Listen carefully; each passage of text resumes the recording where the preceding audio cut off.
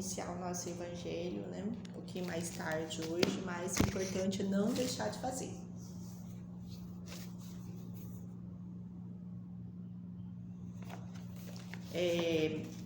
O certo, né? O correto é que a gente sempre faça na mesma hora, de acordo, às vezes nos mesmos intervalos assim de tempo, assim, os mesmos dias. Por quê? Porque a gente nunca tá sozinho, né? A vida é uma passagem aqui, ó. Você acha que você tá sozinho na tua casa, você não tá não, você não tá vendo quem tá contigo. Mas tem gente passando, tem gente às vezes do seu lado, você só não tá olhando. Porque os olhos físicos, né? Ele não consegue abranger tanta coisa, né? E acredite, né? Porque o cachorro consegue enxergar além, alguns outros animais conseguem enxergar além, a gente não consegue enxergar, é diferente. Vou fazer um pouquinho mais tarde hoje, né? Mas vamos fazer lá. Olhos. Se os teus olhos forem bons, todo o teu corpo terá luz. Jesus. Olhos, patrimônio de todos. Encontramos, porém, olhos diferentes em todos os lugares. Olhos de malícia, olhos de crueldade, olhos de ciúme. Aqui. Olhos de ciúme, olhos de ferir, olhos de desespero, olhos de desconfiança, olhos de atrair a viciação, olhos de perturbar, olhos de registrar males alheios, olhos de desencorajar as boas obras, olhos de frieza, olhos de irritação. Se aspiras, no entanto, a enobrecer os recursos da visão, ama e ajuda, aprende e perdoa sempre. E guardarás contigo os olhos bons, a que se referia o Cristo de Deus, instalando no próprio espírito a grande compreensão suscetível de impulsionar-te à glória da eterna luz.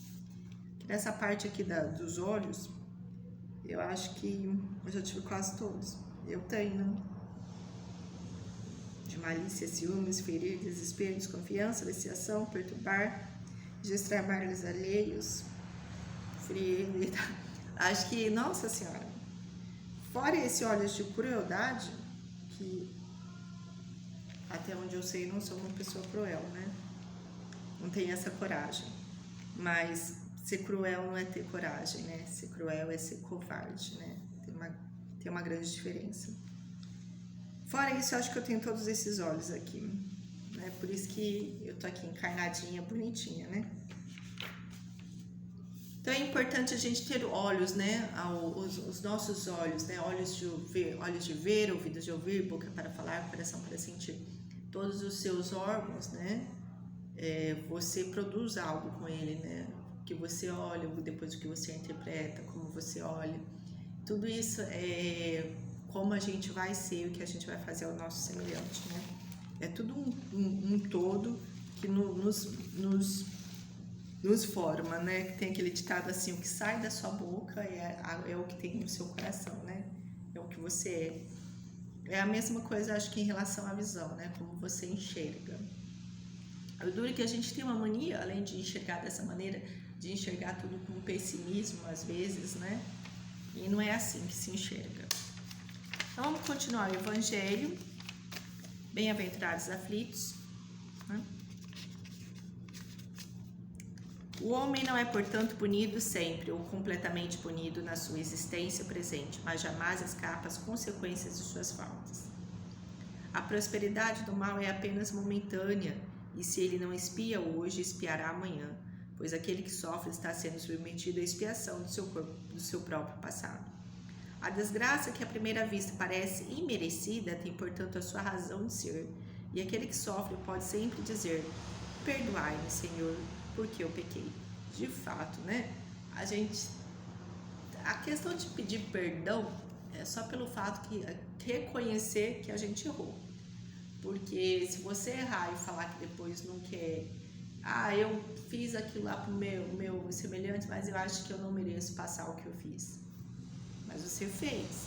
Então eu vejo essa parte quando a gente perdoa, pede perdão para Deus, eu não vejo tipo assim, Senhor, pula o que eu fiz.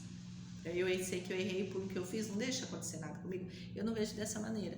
Eu acho que quando fala perdoar, Senhor, é quando tipo assim, me perdoe pelo mal que eu fiz, porque hoje eu tenho consciência que eu errei, né? Mas não significa que você não vá responder pelo ato errado, né?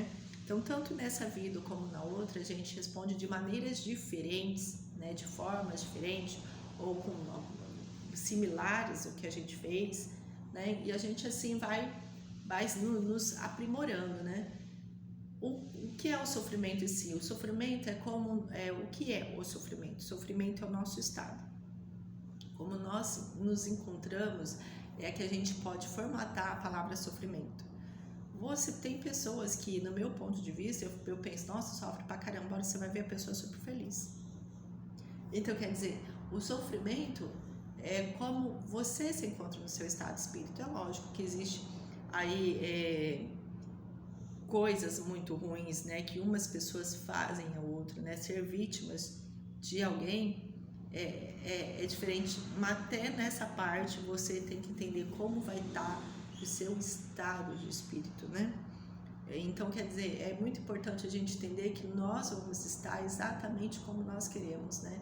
E começar a enxergar a vida de um outro aspecto vai sempre nos ajudar, vai sempre nos favorecer. Nosso problema é que a gente constrói ali nosso quadrado, se julga extremamente prepotente naquilo que a gente constrói e fala, hoje eu consegui construir meu quadrado, esse é meu mundo, esse é meu quadrado. E fala, esse é o meu mundo, né, com M maiúsculo, como se aquele mundo que você tivesse construído para você é a melhor opção, né? E a gente põe isso na nossa cabeça, que a partir da hora que a gente construiu o nosso mundo, aquele mundo já está construído por nós e não há transformação, né? Quando na verdade, se houvesse transformação, a gente ia ver que construiu um brotinho achando que era uma flor, uma árvore, né? Se você parar e pensar, se você sair do seu mundo, procurar outras ramificações, aí a gente vai ver que tinha um brotinho que a gente julgava ser uma árvore, um jardim construído, e era só um brotinho. Então, quer dizer, nós vamos estar sempre de acordo com o nosso estado de espírito. Os sofrimentos produzidos por causas anteriores são sempre como os decorrentes de causas atuais, uma consequência natural da própria falta cometida. Quer dizer que, em virtude de uma rigorosa justiça distributiva, o homem sofre aquilo que fez os outros sofrerem. Se ele foi duro e desumano, poderá ser, por sua vez, tratado com dureza e desumanidade. Se foi orgulhoso, poderá nascer numa condição humilhante. Se foi avarento, egoísta ou se empregou mal a sua fortuna, poderá ver-se privado do necessário. Se foi mau filho, poderá sofrer com os próprios filhos e assim por diante. É dessa maneira que se explica pela pluralidade das existências e pelo destino da Terra como um mundo expiatório, que é as anomalias da distribuição da felicidade e da desgraça entre os bons e os maus neste mundo. Essa anomalia é apenas aparente, porque só encaramos o problema em relação à vida presente. Mas quando nos elevamos pelo pensamento de maneira a abranger uma série de existência, compreendemos que a cada um é dado o que merece, sem prejuízo do que lhe cabe no mundo dos espíritos, e que a justiça de Deus nunca falha. Isso é muito importante, essa parte, né? Compreendemos que a cada um é dado o que merece, sem prejuízo do que lhe cabe no mundo dos espíritos, e que a justiça de Deus nunca falha. Às vezes a gente não vê merecimento na pessoa nesta vida, mas a gente não sabe o que ela fez na outra. Às vezes a gente não vê merecimento em coisas que ocorreram com a gente nessa vida, mas a gente não sabe o que a gente traz da outra, né? O homem não deve esquecer-se jamais de que está no mundo inferior, onde só é retido pelas suas imperfeições. A cada vicissitude deve lembrar que se estivesse no mundo mais avançado, não teria de sofrê-la, e que dele depende não voltar a este mundo desde que trabalhe para se melhorar. Então, quer dizer, a gente vai ficar reencarnando aqui até quando a gente achar que é necessário, né? O dia que a gente quiser mudar, a gente muda. Isso chama evolução. Jesus deixou uma frase muito clara que a gente não entendeu até hoje. Vós sois deuses. Então, o que significa isso? Vós sois deuses. Temos condições e capacidades de tais coisas que não imaginamos. Vós sois Deus. Deus consegue curar uma doença? Consegue. Consegue colocar uma? Consegue pensar dessa maneira.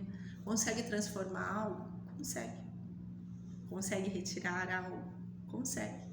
Então, quer dizer, é essa parte que a gente não entendeu e essa parte do progresso em relação da gente ser energia e tudo que existe aqui é um processo de transformação física, química, todo esse negócio que a gente entende e que a gente ainda não consegue elaborar, né? Em planos mais evoluídos, a composição é outra, né? Então, quer dizer, eu acho que de toda a nossa capacidade mental, a gente usa quase nada, né? E o que usa um pouquinho mais, a gente considera gênio. Mas eu acho que a nossa capacidade mental é muito abrangente, se a gente quiser abranger ela, né? Então, vamos agradecer por mais uma orientação de agora. Obrigada, Senhor, pela orientação de agora. Que seja feita sempre a vossa vontade, não a nossa, iluminar os nossos pensamentos, os nossos corações. Que tenhamos olhos de ver, ouvidos de ouvir, coração de sentir e boca para falar. Pai amado, Jesus querido, santificado venha a nós, vosso reino de misericórdia. Se na terra como no céu, o pão nosso de cada dia dai-nos hoje.